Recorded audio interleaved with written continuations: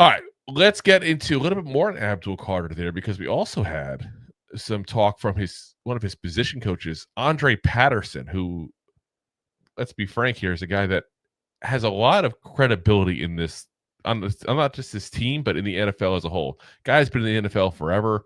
Was one of the guys who got flat out given a lot of the credit for, I wouldn't say fixing Dexter Lawrence, but making him what he's become. I think that's probably the best way to word it. Before Andre Patterson got there with Dable's, coaching staff there, it was kind of a situation where, yeah, Dexter Lawrence wasn't a bad player, but he's what people thought he was in the draft. The guy who was a run stuffer, guy that didn't necessarily provide a ton of the pass rush. All of a sudden, Patterson gets there, he becomes a freaking beast. And whether that's on Patterson or on Dexter Lawrence, let's be honest, probably a combination. But the guy's been in, NFL for a long time, guys. I mean, very, very well respected. Has done a lot with a lot of different players. Like, this is not his first rodeo. Besides also obviously being with the Giants, he was the co-defensive coordinator prior to that with the Vikings. He was defensive line coach there as well. And he was also worked with the Broncos, the Browns, the Cowboys, again the Vikings before that, the Patriots. I mean, this is going back to the late 90s. That's how long the guy's been around for.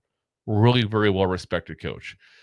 He was asked about Abdul Carter and his ability. He said he's explosive, he's quick, but the thing that is unique is that he has an uncanny ability to feel how to win at the top of the rush, right? A lot of guys blow the rush when they get to the top of the rush. A lot of guys are quick. A lot of guys are explosive. A lot of guys can go edge to edge. But when they get to the top of the rush, they become mechanical. As a coach, it takes 2, 3, 4 years to figure out that, right? Well, he was born with that. That's the thing he was born with. That just naturally, when he gets to the top of the rush, he has a feel of where to go. And I think that's the thing that makes him unique. Most guys don't have it. And when he was asked, how many have that ability specifically, he said, not many. When a guy comes in as a rookie, it takes 2 or 3 years. The only guy I've seen in my 24 seasons is Elvis Dumervil, who when I drafted him in Denver. And he was a damn good player, guys. And not just for Denver, he also had, some good years in Baltimore as well. A guy that I think had 3 or 4 seasons, I believe, over 15 sacks. A guy that had, multiple double-digit sacks, obviously, there. And I think he had over 100 sacks in his career. Listen, if that's the kind of player that we end up getting with Abdul Carter, I think people would be very, very happy. That's for sure. So, I think that, you're looking at a player here who isn't just getting all the attention that, you would think a number 3 overall pick would get, because you're seeing a lot of the attention obviously going to Jackson Dart because he's the quarterback. But when it boils down to it, Abdul Carter is the best talent we've gotten this whole entire offseason. And he's going to be one that I'm very curious to see what happens with him there, because if he can stay healthy, because you guys know I've had some health concerns with him with the shoulder and all that. If he is able to stay healthy and reach that potential, this could be a guy that goes down into the history of Giants pass rushers. I'm not saying he's LT or Strahan or something like that, but this is a guy that easily has the potential to be in that next tier with like OC and those kind of guys, but we'll have to see what happens. Again, he's a rookie. I'm not going to put too much on him. I just know the potential is there. Let's see if he reaches that potential there. All right, before we get the next one here, I see a couple of comments here from you guys. Let's see here. Jason, I love Abdul Carter, but just curious to see a guy like Saquon just run right at him. Yeah, I don't think it's going to be a problem. I really don't. I think he's, first off, that he's not going to be necessarily running right at him, because I think Dexter Lawrence is going to clog up the middle pretty well for him there. But if he plays middle linebacker and has to do that kind of role, I still think he can do it.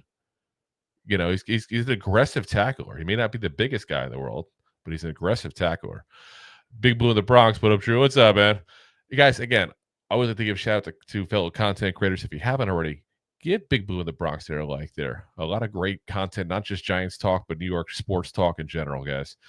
Deb says, I heard an interview with Dan Duggan. He's not sold on Wilson. He does not trust the hype the Giants are pushing. It depends on what hype we're thinking they're pushing. I don't think he's that great, guys. And I think just what happened is, it's like, let me put it this way. Let's say you drove a jalopy car for years.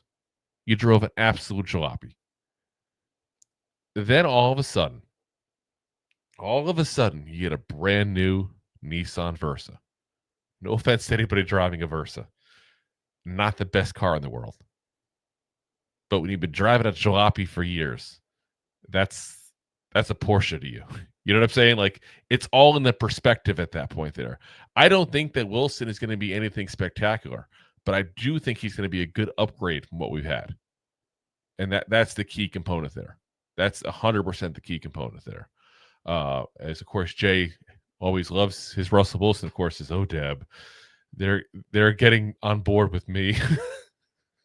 Jay has obviously hated him since forever. He says it's a scam, total grift, total Russ MO. Deb says, well, CJ just made me think on it. Jay says, hey, DJ is the worst of all time. Now we have Russ, Super Bowl winner. His teammates love him. He saves cats at a tree. Stop. It's not no mention of him bombing out 3 teams in 4 years. And his teammates don't respect him. Or like, I just watched the Goofballs. Then I caught a Giant Insider show. Is that like going from DJ to Russ? Wow. Jay, that hurts. I have feelings.